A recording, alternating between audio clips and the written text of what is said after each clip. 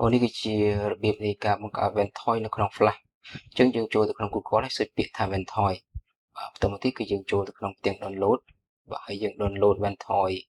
សម្រាប់ Windows បាទយើងចុចលើវាបន្ទាប់មកយើងចុចកន្លែង download ពណ៌បៃតងហ្នឹងមកហើយបន្ទាប់មកយើងរងចាំ5វិនាទីដើម្បីឲ្យវា load ផ្ទាំង download អញ្ចឹងបន្ទាប់ពី load ផ្ទាំងមកយើងចុច download មកហើយ file download ហ្នឹងគឺនៅពេលដែលចប់គឺវាស្ថិតនៅក្នុង folder download អញ្ចឹងយើងចូលទៅក្នុង file explorer ទៅមកយើងចូលទៅ folder download អញ្ចឹងយើងឃើញ Ventoy អញ្ចឹងយើងអាច extract វាជា folder តាមរយៈ 7-zip ជាង mouse ស្ដាំមកទៅមកយើង show more option ទៅមកយើង extract តាមរយៈ 7-zip មកបាទទៅមកយើងទទួលបាន folder Ventoy ទៅមកយើងបើក folder ហ្នឹងបើយើងបើក folder ក្នុងនឹងបន្ទាប់ទៅមកទៀតគឺយើងឃើញមានពាក្យថា Ventoy 2D.exe យើង double click លើវាមកអញ្ចឹងបន្ទាប់មកវានឹង load ផ្ទាំងមួយអញ្ចឹងយើងអាចរើស flash ណាដែលយើងចង់បង្កើតទៅមកយើងចុច install ហើយបន្ទាប់មកយើងចុច yes បាទចុច yes មកបាទអញ្ចឹងយើងរងចាំវាធ្វើការបង្កើតអញ្ចឹងកម្មវិធីនេះគឺវាងាយស្រួលនៅពេលដែលយើងចង់ធ្វើ boot ច្រើនក្នុងពេលតែមួយគឺយើងអាចប្រើប្រាស់វាដល់កន្លែងនេះគឺយើងអាចចុច OK មកបាទបិទអញ្ចឹង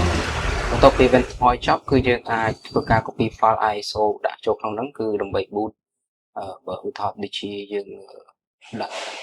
Proxmox Windows 10 Windows 11ឬក៏ operating system ផ្សេងៗចូលក្នុង Ventoy តែមួយអញ្ចឹងយើងមិនចាំបាច់ធ្វើ boot flash ម្ដងមួយនៅក្នុង Ventoy ហ្នឹងមកបាទអញ្ចឹងយើងរក file ISO ណាដែលយើងចង់ដាក់តទៅទៀតយើងចូលទៅរក file ISO ចុះក្នុងនេះគឺខ្ញុំចូលទៅ